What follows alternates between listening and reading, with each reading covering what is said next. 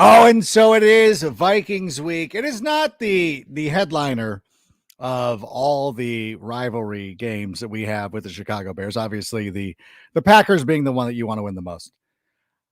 I still don't like losing to the Vikings. I think the Vikings actually bother me the most because over the last 30 years, the Packers have been pretty good. They've had good quarterbacks, they've had all that stuff. Like they've sort of earned their, although we did very well against them in the 2000s with Lovie Smith. They've sort of earned it. Like they're okay. The Vikings have done nothing for nothing. Like they're just why? Like what are you doing? Like you're just the Vikings.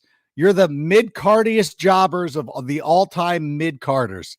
Like you're not going to win a Super Bowl. Do you even go to Super Bowl? When was the last time you were even in a Super Bowl? I can't even remember. Was it Fran Tarkenton?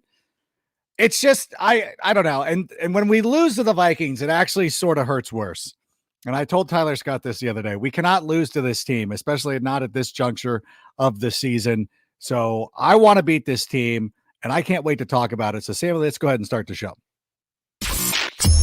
Turn up your volume. Because you're about to listen to The Sick Podcast with Adam Rank. Trying to cut it back. Justin Fields making magic happen. There goes Fields. Touchdown!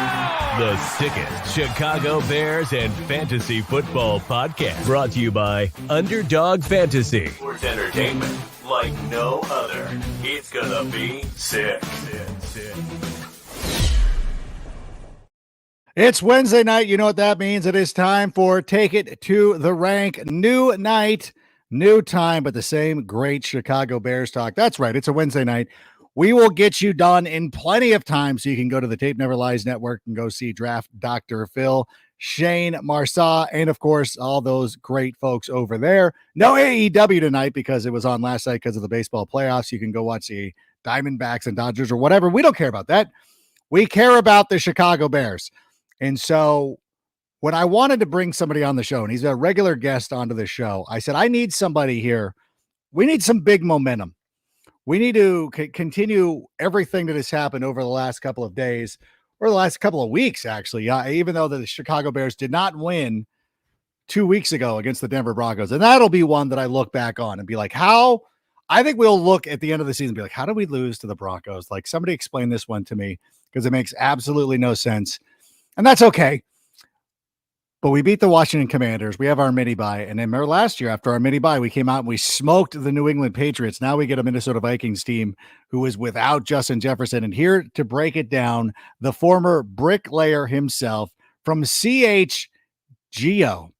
Please welcome back to the show our friend Greg Braggs, who is joining us, who rushed home.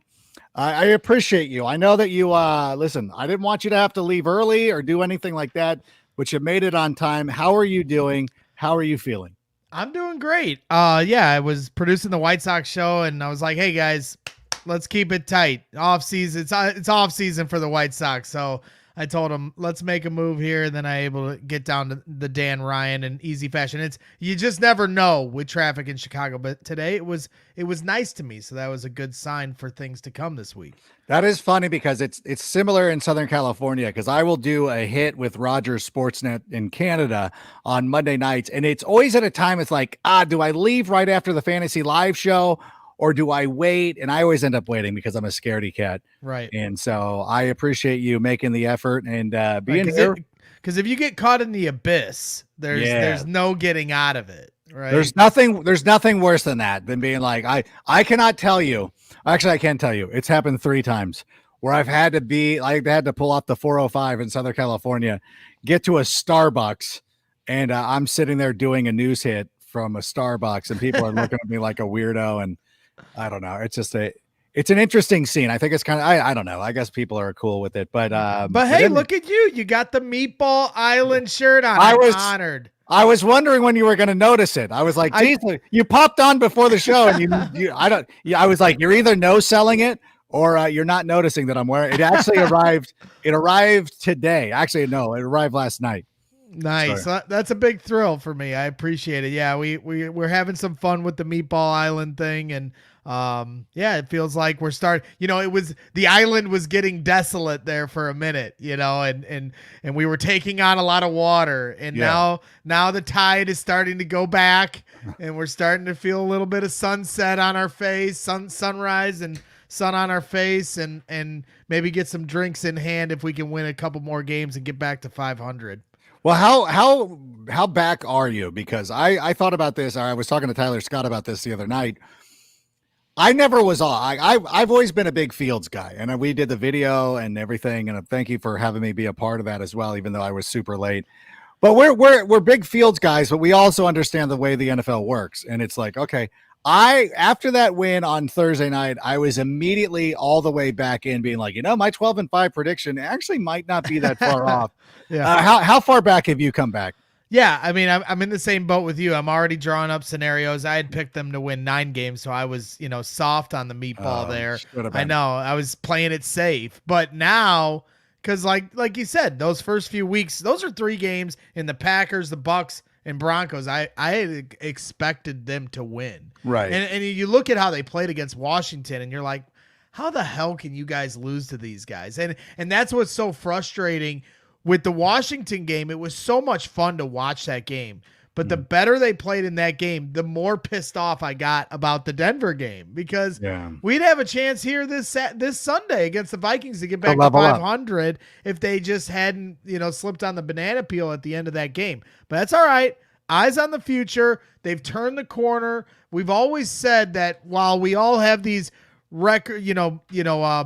dreams of grandeur when it comes to record and how they're going to do, sneak into the playoffs, all that stuff. But we always said from the start that all that mattered was the development of Justin Fields, and whatever else happened after that is fine. And what we're seeing these last 2 weeks, I don't care if you're a non-believer or a believer, what you've seen from him the last 2 weeks, there's no way you can't be encouraged by this. Yeah. It's different than last year's adjustments. Last year when they made the adjustment and went a lot of QB designed runs, they were passing the football, but a lot of the highlight reel plays were him doing everything on his own. This Michael Vick, Lamar Jackson, Cam Newton thing all balled into one.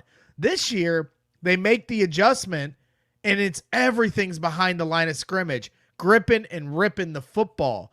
And it does seem like he has taken the next step in his development. Now let's see how many more steps he can take. Is it something to be said? Because the first 3 weeks were obviously frustrating. Because even with the Broncos game, losing the Broncos game, because I joked, I'm like, at least we're back to where we were last year, where we're entertaining, we're fun, we're not winning, but at least we're entertaining. We look like a competent football team. Do you suppose that the first couple of weeks were just... I mean, it's frustrating because you're like, he can run. Like, why aren't we just running? Why doesn't he just win it on his own? But it feels like it's kind of like when, and again, I know I use way too many golf analogies, but like when you're working on something new in your golf game, you're like, you just have to keep doing this and you just have to keep getting this repetitive motion in, and you got to start trusting this. And then it eventually clicks. I think the touchdown pass to Chase Claypool in Tampa Bay, like sort of woke him up like, oh, I can do this. I can play at this level. Yep. And now it's just carried on from there. Yeah, I can see that. To me, it's about the repetition, and it also is a confidence thing. Mm-hmm. When you're seeing guys wide open to start the year, clapping their hands, and he's looking right at him, and he's not passing it. He's capable of throwing that football. It was almost as if he became catatonic. Everything snowballed so much that he couldn't see the most obvious guy standing right in front of him because the speed of the game just became so overwhelming. And there's a lot of variables that can go into that at times. Pressure, the pressure you put on yourself, the pressure that everybody else is harping on you. And the more positive and negative contagiousness is a real thing. Right? Yeah. In baseball, you're a big baseball guy. Yeah. Hitting is contagious. It's not something you can quantify on a stat sheet, but all of a sudden the whole team starts hitting the ball when one guy starts hitting the ball. And to me, as much as it was about the repetition, it was about going up against a team in Denver who doesn't have a great defense, gives up a lot of yards, and Justin was just able to see it a few times. Okay, this feels right. Another sports analogy, a basketball player that can't find a shot. Just get to the free throw line and put a couple in. Now you've got that rhythm. Now you've seen a couple go in and everything else starts to open up for you. I think as much of a repetition thing, it's also a confidence thing, and his confidence is growing. And that means his confidence throwing the football, but his confidence standing in the pocket too. And there's been some really nice pockets created for him the last couple weeks. Yeah, I want to talk about Darnell Wright in a little bit, but talking about the big plays or the confidence and things like that, Tyler Scott's been harping on the fact that he's been throwing with conviction over the last couple of weeks. And so I go back a couple of weeks ago, and obviously, listen, I have to state this again. I'm a Justin Fields guy. Don't go back. That was the guy that I wanted. That's the guy that I've supported. I still believe in him, but I thought it was fair to say that he needs to go out and start winning some games. I love it. I love the fantasy aspect of it. I love putting up great numbers. But when you have an opportunity, and I understand the game against Denver, it's not his fault. It is not his fault that the game, he did not lose that game. There has to be a time, though, whether it's your fault or not, as the quarterback of this team, you have to go out and win games. And I think Justin would even agree with that. I think that I'm not telling tales out of school. I thought the third touchdown pass to DJ Moore was that moment for him. Yes, there it is. Go win us the game. We're already leading, but we've seen this way too many times. A 3 and out. It's 3rd and 1. Here comes a Matt Nagy jet sweep to, somebody that's going to lose 12 yards or whatever. Justin went out there and made a play. And I think that some people think that I'm harping way too much on this, but for me, I thought that was a huge moment for him. Am I reading way too much into this? No, not at all. I mean, you'll have the nitpickers going, well, that was a dangerous throw. But at the same time, he ripped it. He didn't hesitate. And because his arm strength was so good on that play, he blew right past the DB. It was a close play, but guess what? It's a game of inches. Draft Dr. Phil will be the first one to tell you that ball. He always says it's an oblong ball. It bounces a different way. And it's a game of inches. So you can harp on the inches when they don't go your way, but when they do go your way, you got to give them credit. And he was that many inches better than the DB on that throw. And think about that moment too. Your running backs are out. You got a fullback as your running back. It's a short yardage. You need the first down. They're begging you to test the one-on-one on the outside with DJ Moore. Well, I was at training camp all summer long. DJ Moore wins his one-on-ones. So you take that matchup. You don't play into their hand and do some kind of short yardage thing that may or may not work. Now, they've gotten the tush push. Seems like they've figured that out. But at the same time, in the Denver game, they didn't convert on 4th down, and that ended up being their demise. So this time, you put the ball in the hands of your two best playmakers, Justin Fields and DJ Moore. You get a one-on-one, take what the defense is giving you, and you see the result from there. Touchdown, Bears winning big, instead of it being some, scary moment in the fourth quarter like we're too used to in Chicago. All too familiar in Chicago. And Tyler Scott even put it better, or not better, but put it best when he said that was NFL open. That's your window in the NFL. That is it. And for the people, and because I tweeted out the video and I made the point about this is where we wanted to see Justin win a game. We've lost 14 of these in a row. This is when he needed to make a big play, and he went out and made it. Case closed. And so the people, like you said, they could have been. It wasn't. Right. Could have been. It's a dangerous throw. And to Tyler Scott's point, NFL Open is a dangerous throw. You got to make them. Yeah, I mean, the worst it would have been was him not make the throw and then him dance around and get sacked, and people oh, you got to trust your one-on-one. There's no pleasing everybody. No matter what is happening. Yep. And I don't think that I really don't think that it's selling it too hard to really talk about that being a confidence booster. And again, it goes back to oh, well, you need your wide receiver to make plays for you, Mike. You know what? A lot of wide receivers make plays for quarterbacks. We'll see. We'll see how good Kirk Cousins is this week without Justin Jefferson. Yeah. You know, it's one of those things. And like, look at even looking at last week, what the Cincinnati Bengals were able to accomplish. Now, I understand it's the Arizona Cardinals, not necessarily one of the elite teams in the NFL, but when they needed to get stuff done, Joe Burrow, who I feel is one of the best quarterbacks in the NFL, if not the second best, goes out there and just decides, like, I'm only throwing it to Jamar Chase. Like, yeah, this is Right. actually a good recipe. And I kind of like what Justin's doing with that. Well, I mean, you saw that with Aaron Rodgers and Devontae Adams. I mean, True. That chemistry can't be quantified. You cannot.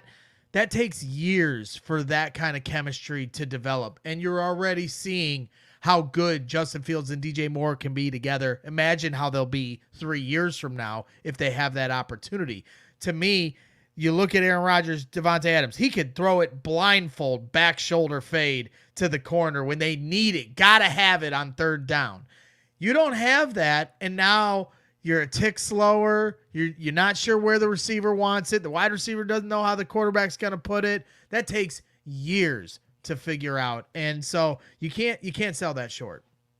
No, not at all. And it's nothing to be ashamed of either, because all the good ones do it. Joe Montana to Jerry Rice, all those guys for years. Like, it's now when Justin does it, it's like, well, look at this guy. Like, yeah, there's a lot of quarterbacks who are like that. You know, it's very, you know, especially this stage of their career, like especially like early on, Tom Brady was, you know, having to rely on Deion Branch and players like that, and then eventually Randy Moss before he could turn anybody into a superstar. So we talked with Cole Kmet. We have him on weekly with CHGO, and he came on here on Tuesday, and he said when we were in the film room, it was exciting because we played well and we left a lot of plays out there. So that's such a great sign. Because the nitpickers, guess what? They see it too. The players see it in the film room. And they're holding themselves to a higher standard where they made all these plays, almost 300 yards, 4 touchdowns, and going, hey, we left 5, 6, 7 plays on the field that we could get back. So to me, that just shows you where the confidence is growing with this team. Yeah. And by the way, before anybody jumps in on that, the Kansas City Chiefs and teams like that look at their film and they have 5 or 6 plays that they leave out there as well. There's plenty of times. So it's every NFL team, but it's good that the Bears are overcoming it as opposed to having it sink them for a change. And that's one of the things that I've noticed about this week. Now, obviously the Minnesota Vikings, same record, 1-4, the Green Bay Packers 2-3. They beat us in week 1. Detroit's a different animal. They're playing great. I'm not even going to try to take a shot at them. But of the 3 teams of the bottom dwellers of the NFC North, I feel the best about us. And I know that we're homers and we're sitting here on Meatball Island and all that good stuff. I really do feel good about the situation that we're in. I go, yeah, I think, and even again, losing to Denver, that sucked. But I'm like, we put 2 back-to-back really good games out there. These other teams can't make that claim.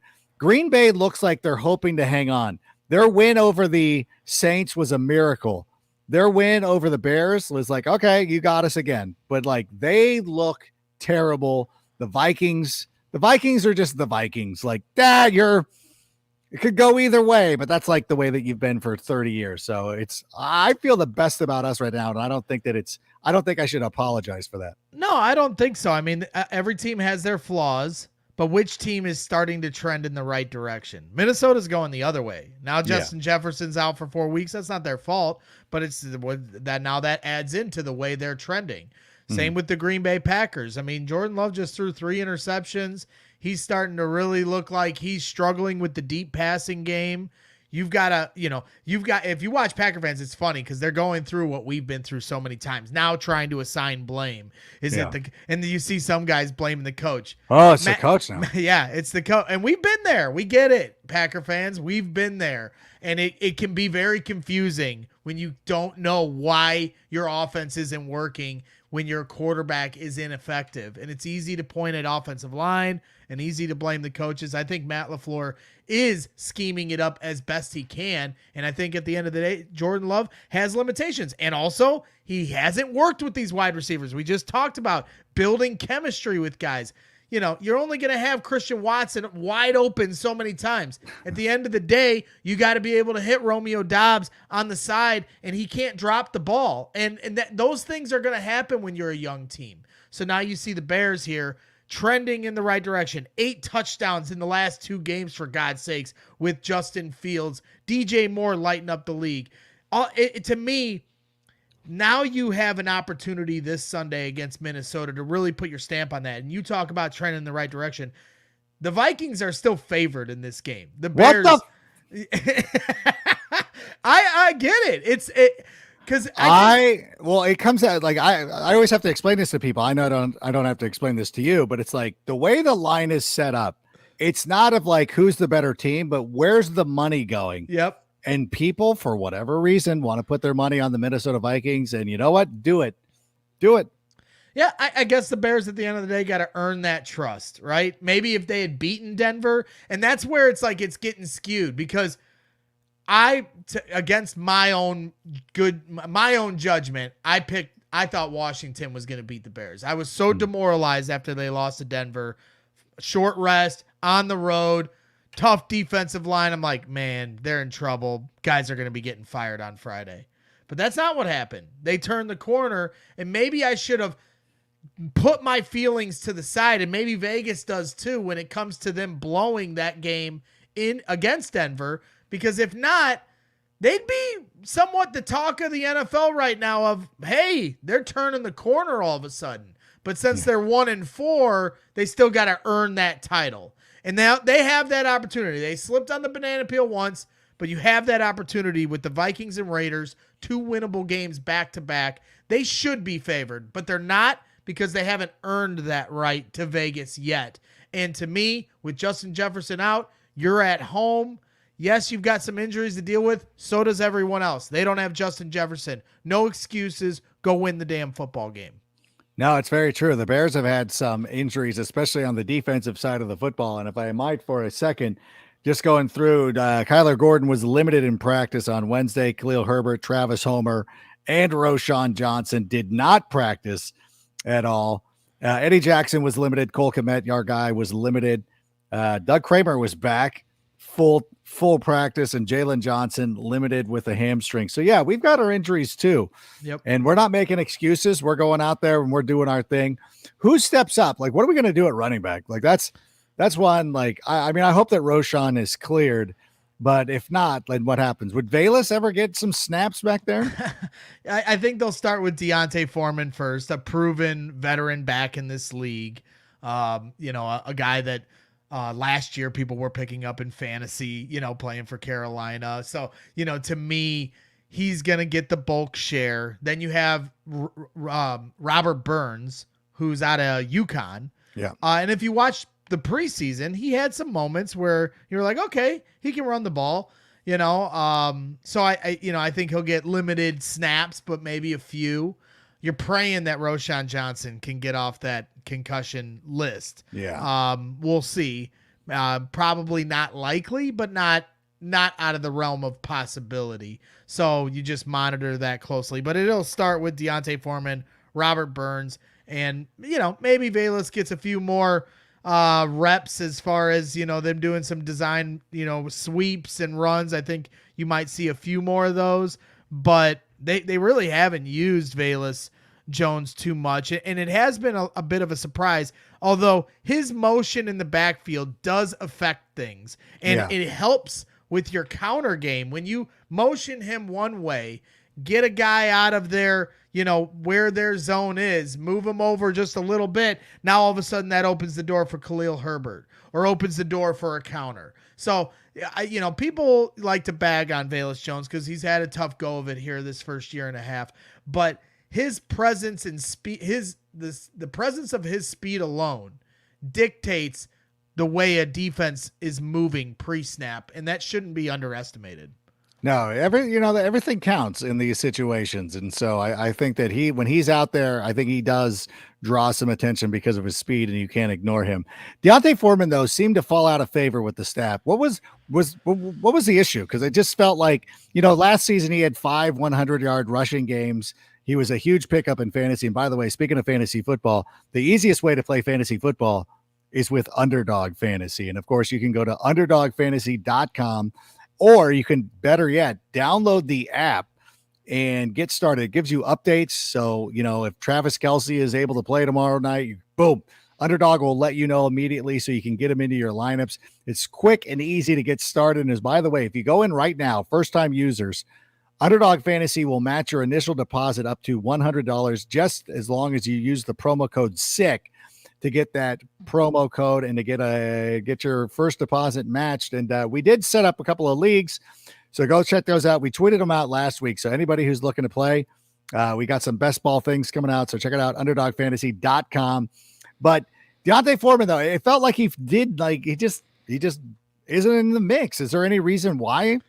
I just think it was a roster numbers game. I don't think it's anything that he did, like where he's, fallen out of favor. I think it was more what Roschon Johnson was doing, promising young rookie that they've invested a lot in.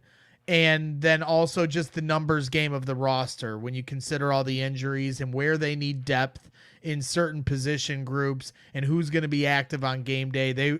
I think they just looked at it like Khalil Herbert's going to get the lion's share of the carries, or maybe maybe I shouldn't say lion's share because we're not a Detroit podcast, but I got it. The bull share of the carries. And, and then you got, Roschon Johnson getting the rest of them. And it's like, is it worth it to have D'Onta Foreman active if he's not going to get many snaps when we need depth in our secondary, which literally is a mass unit, or, the offensive line has had a lot of injuries of their own here to start the year. So I think that's what it had more to do with. And so I feel very good about D'Onta Foreman going into this game. Yeah, and the offensive line, you just mentioned it a moment ago, Tevin Jenkins returns, looks great right off the bat. So we're very encouraged by that. Darnell Wright, though, is smoking people. And I feel this has been one of the more underreported things because obviously a lot of people, they see Jalen Carter and, he plays for a high profile team. So people talk about him. I still think it was the best idea to not draft him. I don't know that he would have fit in here.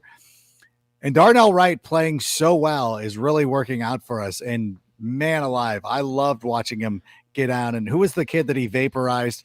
Tyler was talking about it because they were watching film. I'm like, oh my gosh, that poor young man. Yeah, he didn't know what to do. The DB. Yes. He had one on a counter where he just eviscerated the DB, and then one to the right side where he's like going to the sideline and completely wipes a guy out. His speed is impressive for his size. Yeah, I think, and I don't think it's my imagination that this offensive line is playing a lot better. Yep. And I think that they deserve a little bit of credit in that front. No, now Nate Davis has come back. My guy, Nick Moriano, he highlighted a play where Nate Davis is like 25 yards downfield quickly too. And just being very aggressive and active. You see that tandem with him and Darnell Wright. At one point when I watched one play that was broken down where they passed off the stunt to each other and they're like chipping one way. And then Nate Davis comes and takes over the guy that's stunting, coming, trying to come on the inside. So they're already having a little bit of chemistry there. Then you just talk about Darnell Wright's athleticism on some of these counter plays. He's been great. He's going to get beat a few times as a rookie. He'll get beat even going forward when he's not a rookie. It happens in this league. Absolutely. But for anybody that wants to talk about Jalen Carter, and I was one of those people, like if you were standing next to me the minute the Bears were on the clock, I wanted to draft Jalen Carter. Okay. But at the same time, you can't talk out of both sides of your mouth if you're a Bears fan. You want to develop the quarterback. Even if you believe in Fields or don't believe in Fields, all I ever hear is, well, this isn't a healthy, Chicago's never a healthy environment to develop a quarterback. Well, then you can't complain about them drafting a top 10 tackle. Right. And with the upcoming draft next year that no one wants to talk about, that I can't stop talking about because I have these dreams of this dynasty one day in our not too distant future. Well, they could draft another tackle, maybe out of Penn State with one of those picks. And now you've got bookend tackles, both in the top 10. You want to talk about pedigree of talent, and that's the kind of environment you want to develop a quarterback in. I love what I'm seeing from Darnell Wright. He's nasty. He's physical. Brian Baldinger was like, if his biggest, complaint is that sometimes he'll over maul a guy. I think that's a good problem to have. That's something you can work with. Yeah. Brian Baldinger was talking about him in April before the draft. We were doing an episode of Total Access, and, I was doing, this is actually back when I was doing my mock draft with a twist. So I was kind of trying to get his input on some of the guys. And I'm like, hey, you know what? Like, I'm having this team draft a tackle. Who do you like of these guys? He's like, he loved our guy. He loved Darnell Wright. He's like that. This is my favorite player. Like, of all the offensive tackles, this is the guy that I think is going to be the best. And was really talking the football guys all are in the same boat. Draft Dr. Phil was that way. He was saying it before the draft. Corey Wooten with us saying the same thing weeks before the draft. Brian Baldinger. So they all were onto something, and then the Bears draft him. So there you go. Yeah, it was perfect. And it is one of those things that, again, like, I wish we had more picks and we could have taken Jalen Carter too, but we didn't. And by the way, Detroit could have taken him too. So I think Detroit's more egregious than us. Like, you had a chance, like, you could have put him with Aiden Hutchinson. What would your defense look like? So don't come after us. Our player is pretty good. And it's got to be it's always one of those things too. I got to ask you this because he just obviously spoke to the media today. Chase Claypool was down in Miami talking about whatever, and he's fine. Like, it is what it is. Losing sucks. Okay, I get it. I have never in my flippin' life ever one of the guys on the fantasy show who was sitting there was like, oh, I can't believe the Bears gave up the third. I'm like, stop. I have never heard anybody identify the pick number it was a second round pick. It was a second round pick. Stop with the number. I'm so tired of it. The Bears were 3-2. They flipped a second round pick that they got from the Ravens, and they took a chance on a guy, and it didn't work out. That's fine. If you're going to give them that much grief for Chase Claypool and how that worked out, then but you're giving him his flowers for getting multiple picks and DJ Moore, right? For Bryce Young. Like, Bryce Young looks terrible. Right. He could end up being a bust. Like, he could end up being somebody who can't play in this league, and trading him straight up for DJ Moore would be significant. We might end up with the first overall pick in the draft because of it. So yep. I think that as much as you want to clown us for Chase Claypool, and even though we don't want to talk about the draft, he deserves a lot of credit for what he was able to pull off. I agree. I don't expect my GM to bat 1,000. I don't expect him to. And I understand hindsight is 20/20 when it comes to Chase Claypool, and everyone's, pulling their Monday morning quarterback, expertise from it now that the dust has settled with, the conclusion that it wasn't a good move. And good for you if you knew right away it wasn't a good move. Good for you. But you didn't know that DJ Moore was going to be a Bear. You didn't know where the Bears were going to draft. You didn't know if they were going to draft a wide receiver in the first round. You knew that the wide receiver market didn't have much to offer to help your team.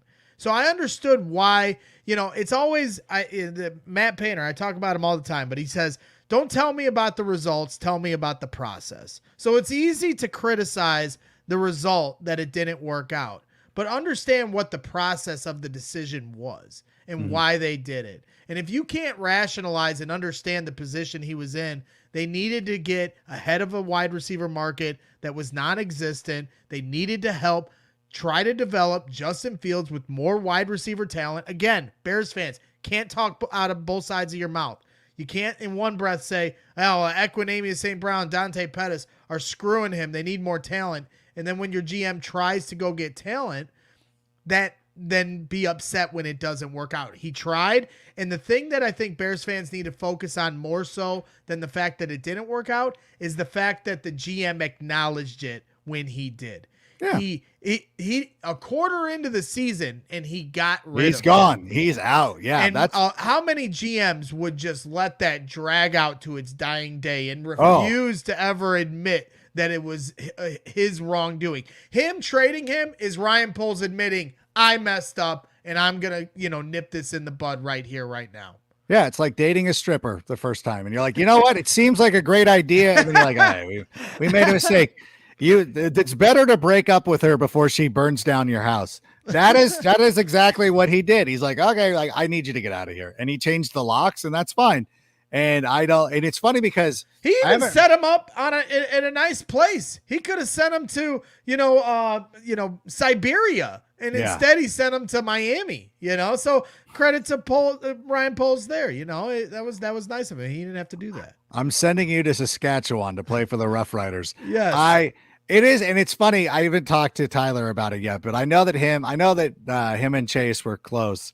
So it's just, it's just one of those unfortunate things. I don't think he's a bad person. I just think it was a situation.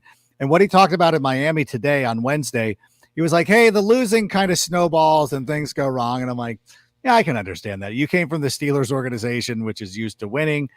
This could have been something cool, especially if the Bears would have kept like starting to win a lot of those 1-score games. Like if they would have pulled a dog, but then again, like it worked out perfectly because we got DJ Moore. So if that's what the worst part of it is, and I know that Joey Porter Jr. had an interception this week. He's still not starting yet, but he did have a big interception for the Steelers. Yep. So congratulations to him. But you know what? Tyreek Stevenson's playing well. So which was also a part of the trade back from 1 to the Panthers at 9. That was one of the picks that was involved in that. Yeah. So that's where I'm going to be a menace. Like it's more so like, what's the difference between Joey Porter Jr. and Tyreek Stevenson? Tyreek Stevenson is playing a lot for us. And I think as the defense starts to get better, and let me ask you about the defense, because if I'm not mistaken, it feels like they got a little riskier. Yep. And I don't know if it's because Eberflus is calling the plays now, but I give him a lot of credit too. If this is a concerted effort by Matt Eberflus, who I've been critical of, that, hey, listen, we got to get to the quarterback some way, somehow. Let's send some pressure. This isn't my normal thing. I really do believe that they're starting to make some plays. And again, like, that I don't think that I think that the Denver game, a lot of blame could be cast aside to a wide variety of people. But I got to give them credit too for what happened on Thursday night against the Commanders. You absolutely do. And even in the Denver game, the fact that they were playing the way they were early on was a surprise. Again, they had no secondary. Jaquan Brisker's out. Eddie Jackson's out. Jalen Johnson's out. Kyler Gordon's out. Josh Blackwell's out. This is literally their entire secondary, ladies and gentlemen. Like, to expect them to play good defense under those circumstances is a tall order. And Washington, to their credit, they battled their ass off. Terrell Smith, who was early on in camp showing that he was this diamond in the rough type player, and then he started to lose some reps once Tyreek Stevenson started to find his footing. Now look at him. Matt Eberflus was saying today in the presser, oh yeah, he's going to be playing more because they found something in this guy. So through the thick of the toughness of these injuries, now you've found a little more, pieces to help to the puzzle. You get some of these guys back, have an opportunity, but I do agree to your point that they got more aggressive against Washington because they have no choice. Why it took them, 4 or 5 weeks to come to that realization. Same with some of the decisions they were doing, offensively, from, 4th and short, no tush push and all that stuff. Like, to me, that's the biggest gripe I'd have, is where they didn't recognize the obvious adjustments that need to be made. And that included getting after the quarterback by sending more than just your front four. Yeah, it was an obvious thing that any, meatball like me or you could say that. Yeah. And Brian Baldinger was banging his hand on the table for it. And for whatever reason, Matt Eberflus was determined to try to prove otherwise, but he finally gave in and started sending guys from different places and getting the quarterback off his spot. And it helped. So, you hope this week, Kirk Cousins ain't a young quarterback like we just saw in Sam Howell, who was making like his 5th start. Kirk Cousins is, more of a veteran. He's not the perfect quarterback, but he can be consistent if you give him a pocket. So, they're going to have to be even more exotic with their blitzes and what they're showing pre-snap this week. But it's a step in the right direction. When we were talking to Nick Moriano today, I kind of, held his feet to the fire on it because I really want Kyler Gordon to return. You want to talk about storylines that haven't been talked about enough. not having him out there, I don't think a lot of Bears fans realize the impact they're missing there. He was the MVP of training camp as far as guys you were looking at like, this dude is going to make a name for himself this year. Physical corner that, has a lot of energy, that's jumping routes and showed everything that you want out of a second round pick that they got him at last year. He was getting ready to make this big jump. He gets hurt right away, and now everyone's kind of forgotten about him. So I'm hoping when he comes back, he asserts himself the way it looked like he was going to start the year. Well, I'll never forget. And I think that, and it's the way that the NFL works. The fact that they trusted him so much last year to put him in the nickel, which, the NFL's changed so much because people think like, oh, the nickel corner's the third. Like, no. That's where you're covering the slot guy. Like that is actually the most important position to be playing. And if you are getting a lot of trust, especially early in your career, that means something. And so to have Kyler Gordon back, and I don't know what his status will be. Like I said, he was limited in practice today. So it would be a great if he could come back, especially this week. Yeah, like I said, Nick alluded to that. Like, I was like, is he going to play? And he was like, I think there's a really good chance. And he couldn't divulge because the rules are until practice is over, he couldn't say who was or wasn't practicing. Then the report comes out after practice that he was limited. So he's out there. So that means, there's this 21-day window. They could really be waiting, and maybe they still will. But the fact that he's out there practicing is a good sign that there's a good chance he could play on Sunday. Yeah, there could be some consideration given. We've seen teams play conservative with some of their stuff. Let me ask you about the Vikings, though, real quick before we turn to some questions from the audience. Justin Jefferson will have to miss at least 4 games. And I don't know if this is fantasy people who got into this, but now people are like, he might not ever play again for the Minnesota Vikings. Do you feel like that could legitimately be the case? Justin Jefferson, I think there's a very good chance he's played his last game. He doesn't strike me as the guy that enjoys himself in Minnesota. He just doesn't. Now, money talks. All right. So, if Minnesota throws an insane offer at him, I could see him returning. But I was talking with Shane Marsaw on the drive up to work today, and we were talking about this. The Vikings front office is analytically driven, and so they don't care as much about the talent, like Shane was saying. They're looking at it from strictly a numbers game, and paying a wide receiver the amount of money that he's gonna command may not be in the cards for Kwesi, and so in that regard, it may not just be about what Justin Jefferson wants to do. What does Kwesi want to do too?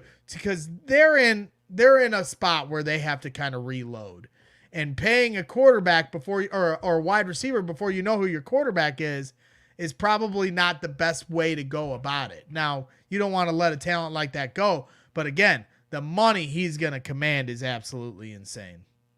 Yeah, that's very true. And so, oh gosh, it's hard to imagine. Like, I even think about this as I'm working through the scenario. I'm like, I don't know. I can't imagine any team shutting it down. I know that the Rams did, but the Rams were going to keep Cooper Kupp. Like, that's why I would think like, yeah, get Justin Jefferson back out there as soon as he's able to go. And then I don't know, whatever. If we never see him in Minnesota again, I'm not going to be too concerned about it. I hope he enjoys his time with the LA Chargers. I'll tell you a little story. I've never told this on the air, but I'll tell it today because I don't care. I'm feeling frisky. All right. I may or may not have ran into a GM that works for the Vikings. I'm not going to say his name. Down in Indianapolis around the combine. And really nice guy. And I jokingly said to him, and this was last year, I go, hey, I'll give you the number 1 pick for Justin Jefferson. And he goes, would you do that?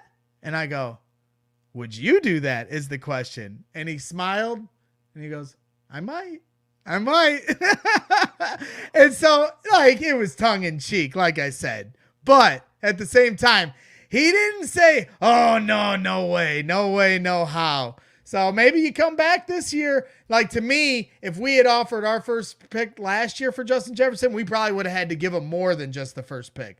Yeah. But this year's first pick, you want that, Kwesi, for Justin Jefferson? You're going to have to give a lot more than Justin Jefferson for that. Yeah, well, Danielle Hunter is going to be a free agent, so that'll be awesome. So they're in a real spot. I mean, they might have to trade him as well. I mean, of all the players, I think that could be on the move. Like that's the one because I don't know if they had. I think it's something about like you can't franchise tag a guy a second time, or the agreement is when he signed his deal, they wouldn't franchise tag him again. So I think if I'm not mistaken, this is a one-term thing for him or one year thing for him, and I think they could unless I don't remember him signing a long-term deal. But then I'm also in the mode right now where I'm only paying attention to offensive-minded players. But let's take some questions before we take a question from the crowd.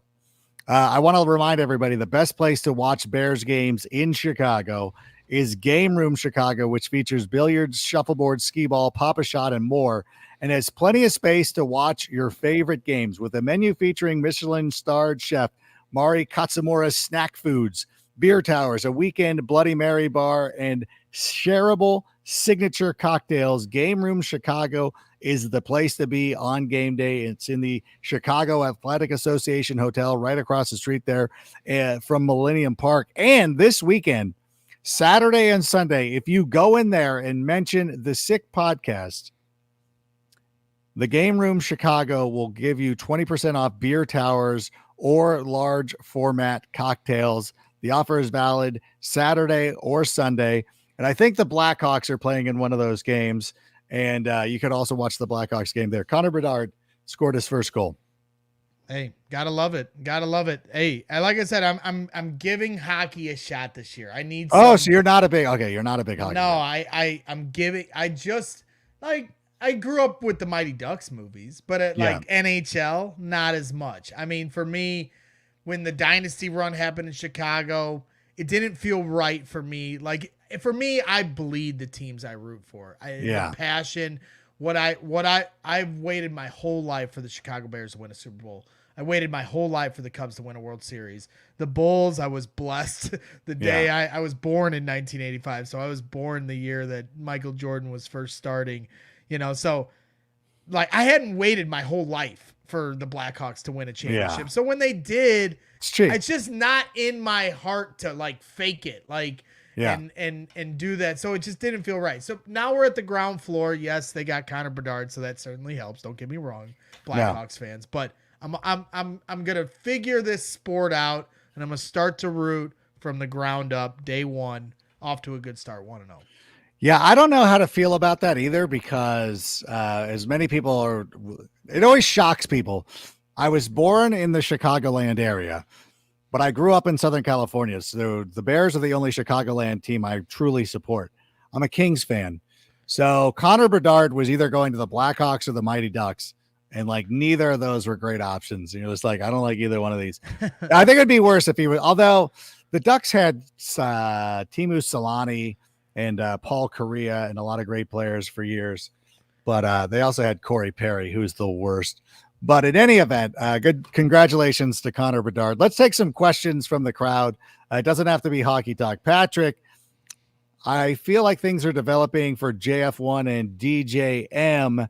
It feels more like the offense is finding its groove. Am I correct? Patrick, I would agree with that 100%. I think that, again, even though the loss was horrific against the Denver Broncos, 8 touchdowns in 2 games speaks for itself. Yep. No doubt about it. I mean, one of the observations I made at camp was they're not really throwing the ball down the field that much. Well, now they're third in the league in passes of 20 yards or more. He's one of the top deep ball passers in the league, and a lot of it is going to DJ Moore. I think he has like a perfect quarterback rating when throwing to DJ Moore at this point. So again, as much as we all wanted to just right out the gate, what we envision is how it's going to lay out, and I'm definitely part of this problem when it comes 100%. To visualizing those things and not having patience. It takes time. We just talked about this with Aaron Rodgers and Devontae Adams. It's not something that happens overnight. They've got a few games under their belt, and you're already seeing the fruits of that labor. Yeah, I feel like I expected week 1's game against the Packers to go like how it went on Thursday night against the Commanders. Well, the worst case scenario was that it was going to go like it went against the Denver Broncos, where you played really well and you lost. And then worst case scenario, I might not ever watch football again, would have been what happened actually in week 1. And yet I'm still here. So that's good news. But thank you, Patrick, for the question. Do we have another one there, Sammy? As he's, yo, Adam, what are you looking for to get out of this season? Football, CFC, CF Candy. I want to go into this. It's a real complicated situation. And I know, Greg, that you talked about it up at the top about like being in a position. It's about developing Justin Fields. And so for me, I think when you look at the first 3 weeks of the season, the honest observation was if this season goes the way that it does, regardless of my personal feelings of Justin Fields, you would just be, because if you had to blow out the coaching staff, you got to get rid of the quarterback because it just doesn't work. You don't want him on his third coordinator, his third head coach. It's just not going to work. And it never works out for anybody. It's better to start with a clean slate if you had an opportunity to get Caleb Williams. Now we're starting to get into the conversation of if Justin plays like he did the past 2 weeks, then we know that we have our quarterback, regardless of the coaching staff of the future. And if Carolina plays miserable enough that we end up with that number 1 overall pick, it would be a conversation for first take for the entire offseason of like, should they get rid of Justin Fields? Should they take Caleb Williams? Oh man. But if Justin Fields, and it doesn't have to be 4 touchdowns every game, but if he plays the way that he's played the past 2 weeks, you could come back because and it's not just us. It's not just the meatballs. Like Chase Daniel is like, this guy's unstoppable. Like he's so good. And Dan Orlovsky likes him and Kurt Warner and all these guys. It's like, yeah, like if he proves it, then it's like we're in a pretty good position to be. And I would even surmise that if we're competitive enough, that Eberflus would probably be given the benefit of the doubt, especially with the way that the Bears handle their coaches. 100%. I wasn't thinking that 3 weeks into the season, No. like even like you said, like going into the Commanders game, like, dude, everybody could get fired. But what I want out of this is what happened with Detroit last year, where you're like, okay, like here we are. We won 8-9 games. I'm still going to say 12. But we win those games, and then we're like, okay, Justin's our quarterback. That's great. And then wherever our draft picks are is where they are, and we're moving forward with our quarterback. That's what I want. Mean, what did the line start? 1-6? 2-6, yeah. What do you think they were saying about their head coach after that start? It was a joke. He was a kneecap biting Moran. Right. And now, they're going to build a statue of him here soon if they can make their first playoff appearance in 30 years, and credit to him. And like you said, that was always the initial goal. Be the Lions of this year. Yeah. Be in the hunt, in that graphic that they show in December, in the hunt. Be in that graphic in December. And, we all, it was a tough first 3 games, and I can understand any Bears fan, including myself, so I'm forgiving myself for overreacting. It was tough. I mean, that Kansas City game was as embarrassing of a game as I've experienced as a Bears fan. I wore a freaking bag on my head for a post-game show. That's how that was one of the lowest points for me as a Bears fan. Yeah. And I wear my heart on my sleeve. I'm riding the roller coaster along with everybody else. So to me, the goal should be to be in the hunt. Justin Fields right now is on pace for like 3,800 yards, 38 touchdowns. Okay, well, we can temper those expectations on what he's on pace for. 3,500 yards. 32 touchdowns, 30 touchdowns. We would, before the season, every single Bears fan would have taken that hands down. So they can get to those kind of numbers for as far as development of the quarterback, get to a respectable win total, try to be in the hunt here in December.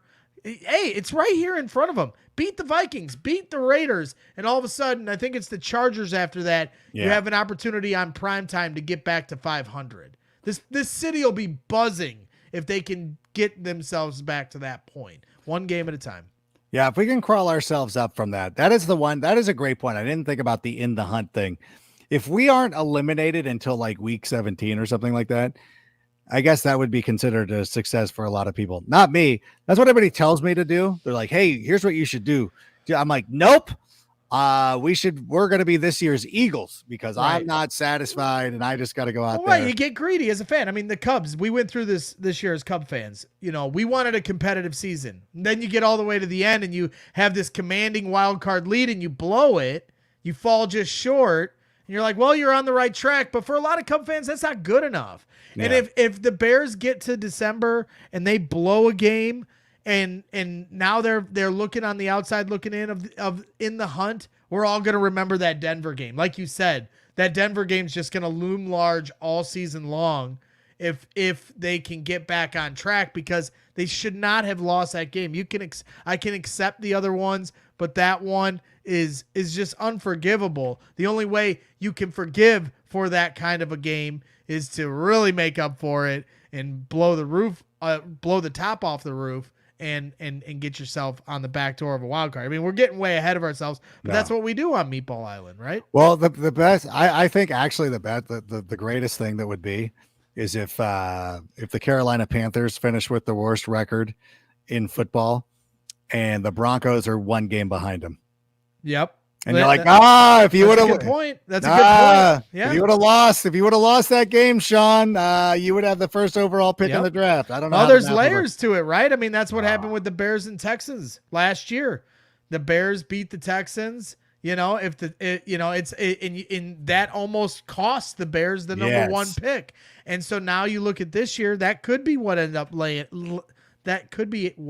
laying out. And for me, I'm hyper focused on that. To me, the development of Justin Fields is just as important, or you could even make the argument having that number one pick is more important, and not from the standpoint that they're going to get Caleb Williams. Yeah. I know a lot of Bears fans get on my ass because I talk about the different scenarios and that being one of them. Just push that to the side. Just having the number one pick alone, Justin Fields is your guy. You have an opportunity to now tell every team, bring me a king's ransom and you can have this pick.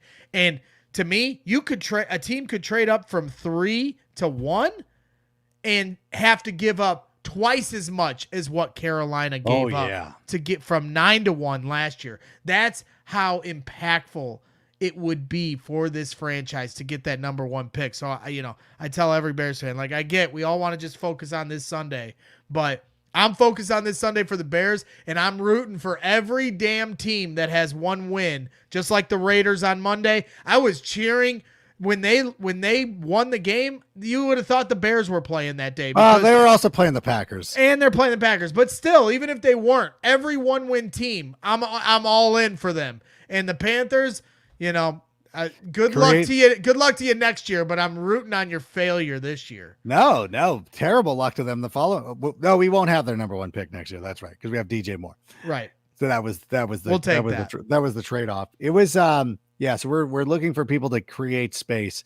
And here's the thing, and there's a big difference too between the way Justin, and we've talked about, you mentioned this earlier in the show. There's a difference between the way Justin was playing last year as a quarterback, where it was exciting. Last year was more button mashing of winning. Like, you're winning by mashing all the buttons. Now that he's throwing 4 touchdowns a game, that's a different level than what he was doing last season. And if that's the Justin that's there for the entirety of the season, then I think that we check all the boxes. Like, yep, he's the quarterback. Like, he's good. Like, we can move this pick and figure out what we're doing. Or, you know what? Even better, or even the worst case scenario to me would be that Carolina finishes with the 3rd overall pick, and the 2 teams ahead of them need a quarterback. And you're like, okay, we'll just take Marvin Harrison Jr. Thank you very much. That'll be a fun debate too, because people are like, should we take the tackle? Should we take the? Brian Poles is. You can talk about his mistakes all you want, but you cannot argue that Ryan Poles has put the future of this franchise in a really good spot. You cannot argue. There's no argument to be made against that. Period. Even if he missed on everybody, Brisker, all of them. You can talk about the misses all you want. These future first-round picks and it potentially becoming the number one pick in the draft again, and maybe one of the most impactful number one picks of all time when you consider the hype behind this kid. I'm sorry. He's put this franchise in a great spot. Yeah. So it's been amazing, and it's cool. And Kevin Warren, I think, deserves when you watch football this weekend, remember when you're watching the big noon game on Fox, you're watching a 3:30 Eastern, CBS game with the Big Ten or wherever they are, that you've got a primetime Big Ten game on NBC. Kevin Warren set all that up. So when everybody talks about this Bears organization has historically been terrible, okay, that might or might not be the case. Kevin Warren is a different animal. He has made the Big Ten the most important conference in college, more important than the SEC. It is the most important conference in all of college football. Not only has he had them in 3 important TV slots on 3 different networks, he's also bringing in the LA market next year. Yep. With one of the most marketable teams in college football. Yeah. So do not, I never want to hear the same old bit. No, not even close. Don't blame the McCaskies, who get so much grief from you people. The fact that they've brought these people in that have put us in such a great spot, they need to be lauded for it. Don't act like Virginia doesn't know what she's doing. This family's good, and they know what they're doing. And they brought in some smart people who are running this organization, and now it's trending up. And it's funny how it just takes one win for all of us to now be able to admit this. It doesn't feel as goofy. Is there any more questions, though, Sammy? I don't want to leave anybody out if we needed one that we needed to get to. Adam and Braggs, how much did having Tevin back and giving that O-line some much needed nasty should be credited to those nice pockets last Thursday. I think it's very important. And I think that Tev is just such a great presence out there. Yep. And I don't think that it's any coincidence that he returns in a game where we're playing a team that has four first-round picks on the defensive line. Yeah. And they weren't really getting, they were getting there, but they weren't really getting to Justin. That last year they made Justin's life hell. Remember, they almost killed him. They almost killed him last year. That was the game against Washington in primetime where he's literally doing push-ups on the field because he was getting his ass kicked so many times. Montez Sweat could not be denied. Yeah, Chase Young got to the quarterback. Larry Borum, I give him more credit than some other Bears fans, and I know some PFF or whoever's going to say he had a bad day. My expectation level for Larry isn't at Orlando Pace's level, and I thought that he held up pretty well for Larry Borum standards. No disrespect to Larry, I thought he played an admirable game. But having Tevin Jenkins on that left side to deliver some nastiness certainly helps as well. And getting Cody back to his original spot at center where he had been practicing all offseason to play, and then they just did this switcheroo. That's a mistake. That was a mistake. And I've been critical of the coach, probably maybe too much so. I always try to be nice. I've never said that I don't like Matt Eberflus as a human being. There's just times that I question his coaching, and one of the decisions that they made of moving Cody White, just leave him there. Just figure it out. Lucas Patrick can play guard. Find a guard. Let Cody stay at center where he should be. Never try to fix one position by switching two. Yes. Center was fine. Left guard has an injury. All right. Don't now change your center and your left guard. Just switch your left guard. Yeah, just bring him in.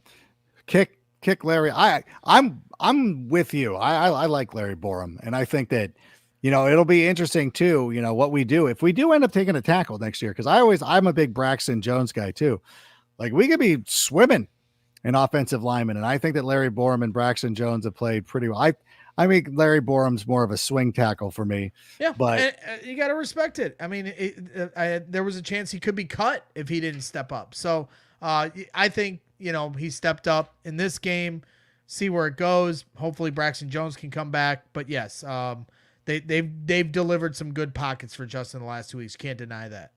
No, and Justin is trusting the pockets, which is one of the most important things. So I really, I think again, it's all just starting to come together, and this is a perfect opportunity against it. And then people will point out this defense has struggled or that defense. I'm yeah, a lot of defenses have struggled.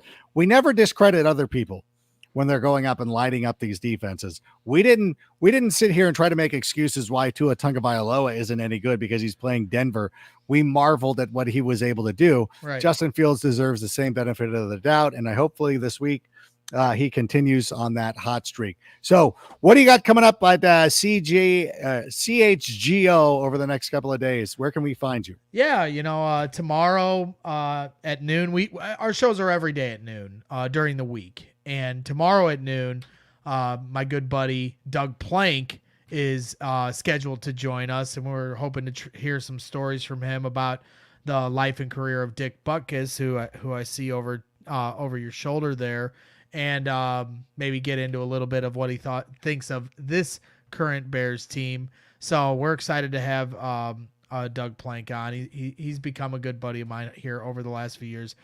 Still has the energy to play safety. Like he makes us young bucks look soft. Like he looks like he could get in there, line up, put the pads on, and lay somebody out right here, right now. So I love Doug Plank. Excited to have him on. And then, yeah, we do pre- and post-game shows for every game day, an hour before the game, all the way leading up to kick, and then immediately following the game. It's been a lot of fun.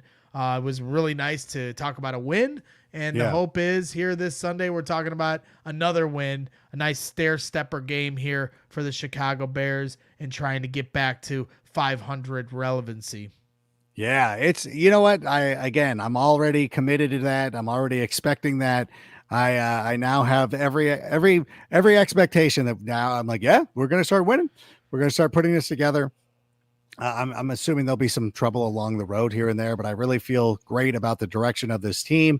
And so I think that this will be another Bears victory, hopefully. But I always say that, but I really believe it this time. But I want to thank everybody who is joining us here tonight. Thanks for all the questions and everybody popping into the chat. I know that our resident Lions fan, I think, was here as well, because he's like, your confidence, surely. I'm like, yeah, it was terrible for a couple of weeks. You know how it goes. That's been the Lions' life. I'm glad that they're enjoying a little bit of the sun right now. Like, they should enjoy it. Like, you've done a nice job. Your team looks pretty good. You're one of the favorites, one of the darlings of the NFL right now. You deserve it. You're welcome for David Montgomery. Yeah. Oh, I kind of, you know what? I still root for him. I still like David Montgomery. I like David. I'm happy for him. You know, people always getting on my butt because I always said, like, you know, to me, I liked Khalil Herbert more. Mm-hmm. And whenever you play that game of who you'd prefer, that means that you hate the other person. Yes. I don't hate David Montgomery, but if we're going to play the would you rather, you know, to me, I'm fine with Khalil Herbert and Roschon Johnson. And I think they can do everything that David's doing. David has a great offensive line and a solid team around him. And he's doing exactly what Draft Dr. Phil has been saying he can do for years. And anybody that didn't believe he was capable of that doesn't know football. But at the same time, I have a lot of confidence in the running backs the Bears have. Now the Bears need to put those players in the position that David's in where they can get the most out of them. Yeah, and let our guys start to experience beating the Packers as well. That would be a lot of fun.